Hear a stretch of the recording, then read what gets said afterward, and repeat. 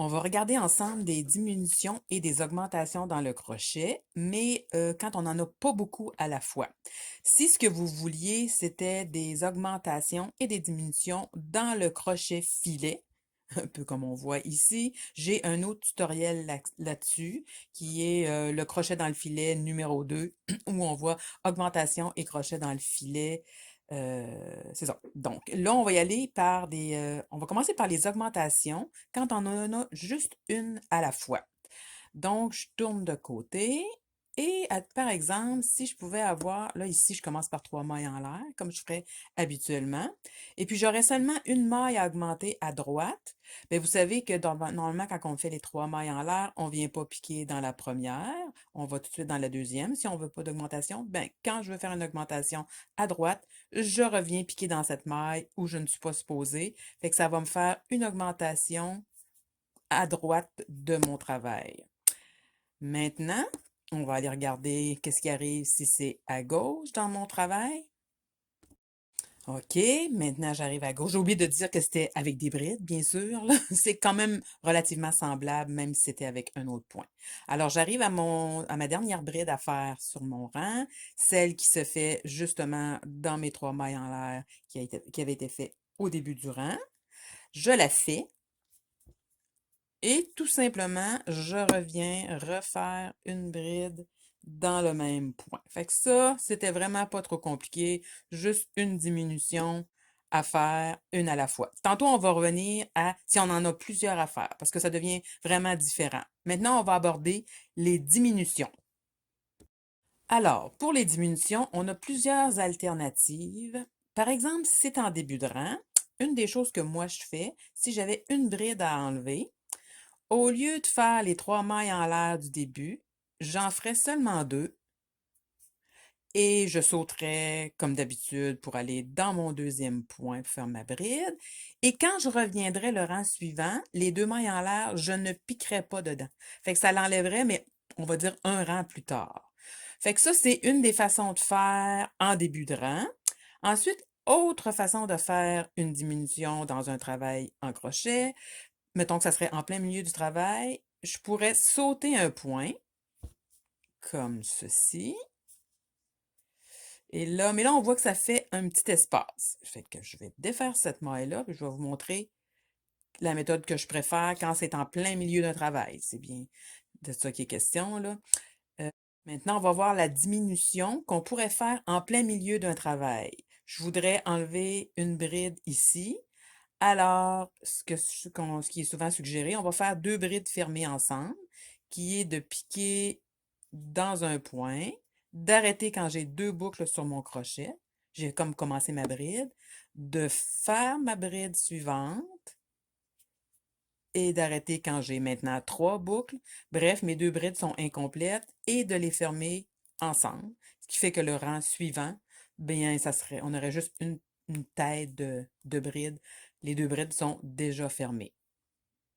Maintenant, si j'avais une diminution à faire en fin de rang, j'aurais le choix de ne pas faire la dernière maille qui est dans les 3 mailles en l'air, qui est peut-être pas la plus belle méthode, ou,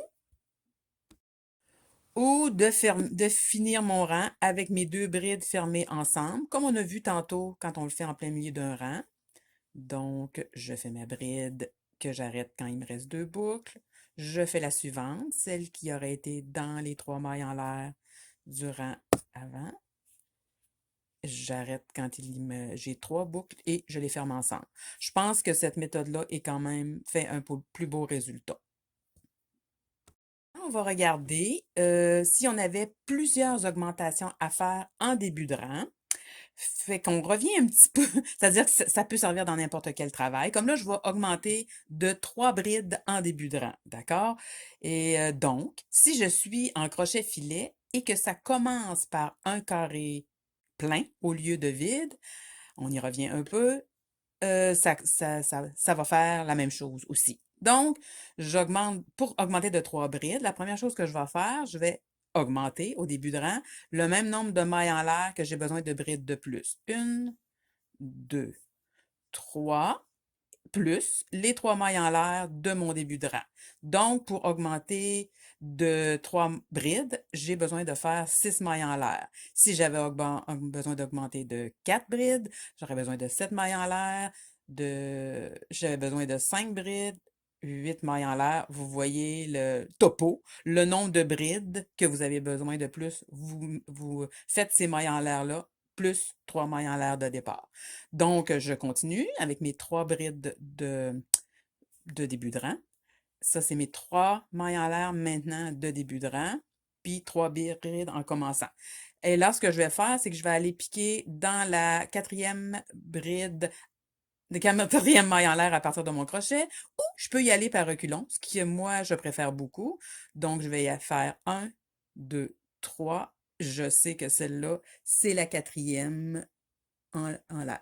Là, dans quel sens on le pique, là, on va se dire, ce n'est absolument pas grave dans quel sens on tourne la chaînette pour piquer. Ce qui compte, c'est le nombre de mailles qu'on a à faire de plus. Donc, j'ai un, et voilà. Et voilà, je me trouve à avoir mes 3 brides supplémentaires de mon rang, sont ici. Et maintenant, je m'en vais piquer dans mon travail pour la suite.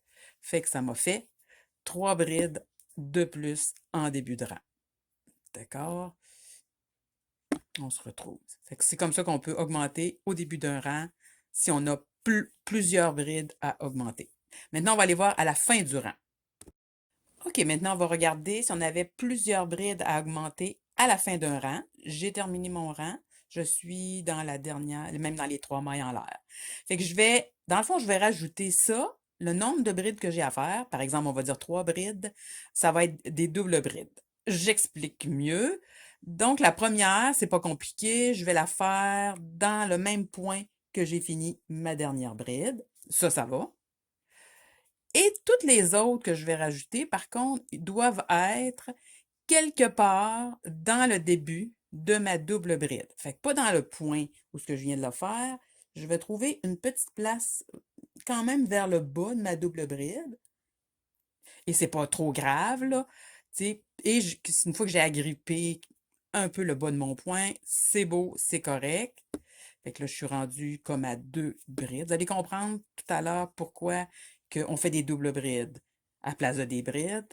C'est parce que là, on se trouve à rallonger et à remplacer ce qui serait la chaînette. Donc, ma dernière, je vais la faire aussi dans la base de ma double bride. Je ne sais pas si vous voyez, c'est difficile un peu avec l'éclairage, voilà. À peu près là, je me sers de mes doigts de la main gauche pour bien piquer et je termine ma double bride. Je vais vous montrer le résultat. Fait que j'aurais pu faire ça le même nombre de fois que j'aurais eu de brides à faire. Bon, voilà. Voyez-vous, la double bride va donner un peu l'impression, l'apparence, comme si j'avais une maille en l'air. La façon dont elle se couche, bien finalement, ça ne fera pas plus haut que la bride et on va avoir notre augmentation. Donc, j'aurais pu faire... C'est juste la difficulté, là, je vais en faire une dernière, voir si vous la verriez mieux. C'est de trouver où est-ce que je vais piquer dans ma double bride que je viens de faire. Fait que c'est quand même vers le bas de ma double bride sans être dans le même point qu'elle a été faite, que l'autre a été faite avant. Fait que on finit par s'y habituer, par le trouver, là. Voilà. Fait que là, je vais avoir fait 4 brides de plus. Voyez-vous, ils sont là. Parce que j'ai fait des doubles brides et que j'ai piqué à la base de chaque point précédent. La première fois, oui, dans la dernière bride, mais les autres fois, dans les doubles brides précédentes, vers le bas de la bride.